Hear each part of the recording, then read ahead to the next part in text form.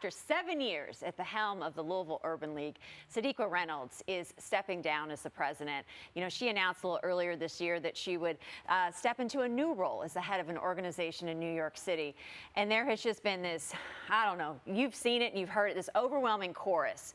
People wishing her well from all across the community.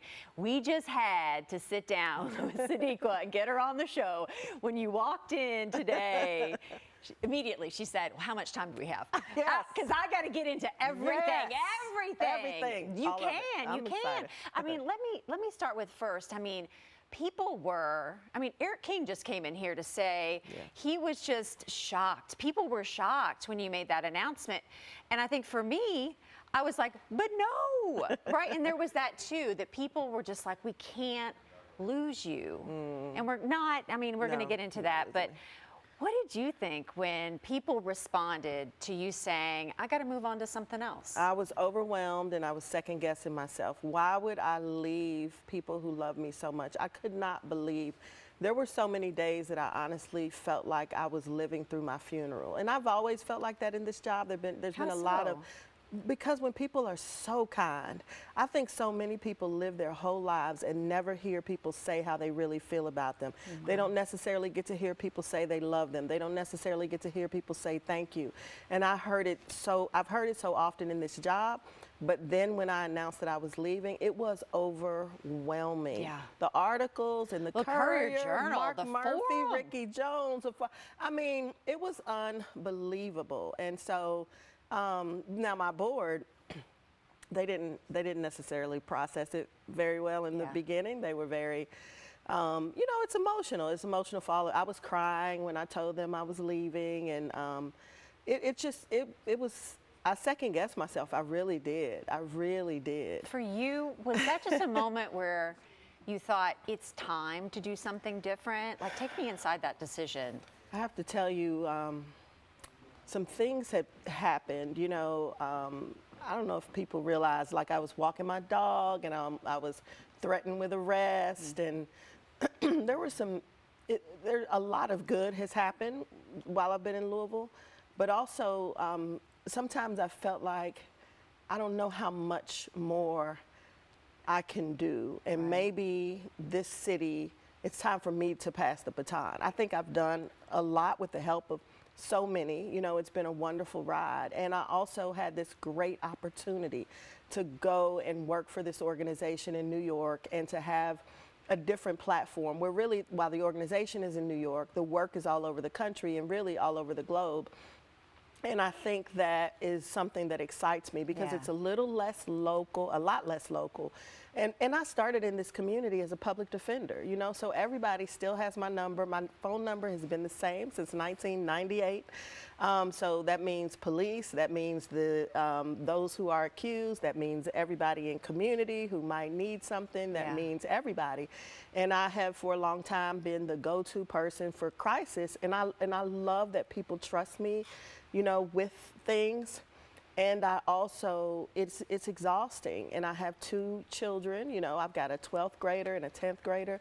I'm a mother first. It's hard for them too. It's hard. And living through COVID and living through, you know, building a $53 million sports complex during COVID and amidst the civil unrest, and having people say to me, what is the Urban League president doing out protesting? That is not what the Urban League does, you know, and I've been really criticized. I mean, I've taken my hits, and it's fine. I'm stronger because of it, and still the organization went on. But we did we did one of our takeover shows, and I was with a number of women in leadership. Yeah. And I mentioned to them, I'm so excited to have you on the show. And immediately, so many of them said, I wish you'd run for office. Right? Like, women identify with you because you're vulnerable, you step out there, and you just seem unafraid. And I think for many of us, it's like, I see you, I'm thinking, I wish I could be more like that. Wow. Right? Like, and I think, did you hear that too, where people are like, Sadiqa, run for office, run for more. We want more for you, where it's almost seemed like during that time of COVID and civil unrest, you were a voice that said, you know what, I'm not going to go along with what everybody's saying. Like, this is wrong. Yeah. And I think it was very refreshing for people to hear. Well, for me as a woman looking at that, but did that ever cross your mind? Should I run for office? Yes. Yeah. It did. I mean, too many people were saying it for me not to think about it seriously. As you know, I've been a district court judge. I was appointed, and then I had to run to keep the seat. I lost the election. I do not like campaigning. If Mayor Fisher would resign today and they want me to finish his term out, be happy to do that. But I don't want to run for office. I want the jobs, all of them. I want to be in charge of the world. It's the truth. I want to say this. If somebody wants to put me in the position, but if I have to run to keep it, because I can't BS. Like, I'm not going to play the games. I'm not going to do the political thing. I don't care about Republicans. People always say about all the fundraising that goes into it, that you feel like you kind of sacrifice what you believe in order, you've got to fund it. It's not the fundraising, right? No. Because I clearly can fundraise even from people who don't like me, because I've done that, right? I've raised $100 million in this city, and I'm pretty sure everybody doesn't love me. So I know how to raise money. That's not the issue.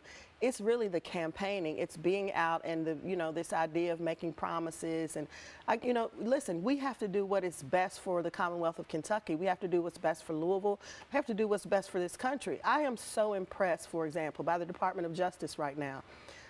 This is not about politics. It is about holding people accountable who threaten our very democracy.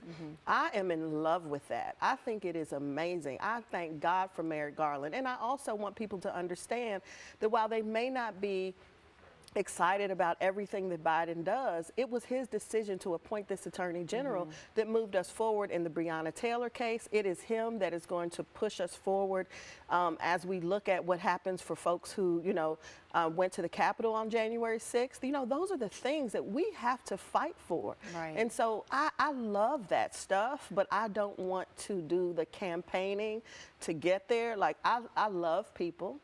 And some days I don't. Like, some days I just want to be alone. I just want to be introverted, and people cannot imagine that I could ever be, that I'm an introverted person. Because you're involved in so much, because you're out there so much. I mean, just even some of your accomplishments. First woman to be president in the league's 100-year history, 101 years. First African-American woman to clerk for the Kentucky Supreme Court. Creating the Urban Sports and Learning Complex. That fundraising effort. My name is Sadiqa Right, Reynolds. that was something that I remember every business person at the time saying, yes, we have to get behind that. Did that surprise you that there was that much collective community support for this idea? Claudia, it didn't surprise me, but your memory is off. Everybody wasn't for it. There were people who said, no, don't do it, but I was amazed. Here's the thing that I say when I'm on that space. A $53 million state-of-the-art sports and learning complex, and we're $6 million away from being completely debt-free at that facility, right? Yeah. Which is huge, because it will sustain itself. When I am standing there, I say to our community and to everybody, this is a place where hope lives. This is where you can never have fights. This is a place where you have to love everybody, because black people and white people, rich people and poor people, corporations and private individuals came together to build this space. This space is holy. It is holy for me. And so I am so proud of Louisville for stepping up and for doing what we needed to do to get that done, for cleaning up that contaminated land. But I say to the corporations that haven't given a penny, have given nothing, you need to step up and pay. You need to help support this facility in the West End, this economic engine.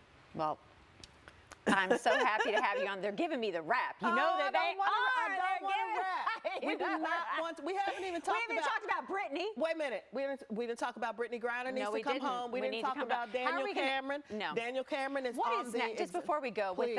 with the indictments of the four LMPD officers, what is next? Where do you? Listen, what needs to happen first of all, next? we have to understand why our Attorney General decided to limit his investigation. We must understand the reason for that. If the woman who had been killed looked like you, if it had been Mitch McConnell's child or somebody he liked, God forbid, would he have limited his investigation? Would it have mattered to him what the warrant looked like? Right. I want to know about that. I am not going to let that go. Nobody should. I hope the FBI is looking at it, although I don't even know who has the authority. Somebody has to. This is America.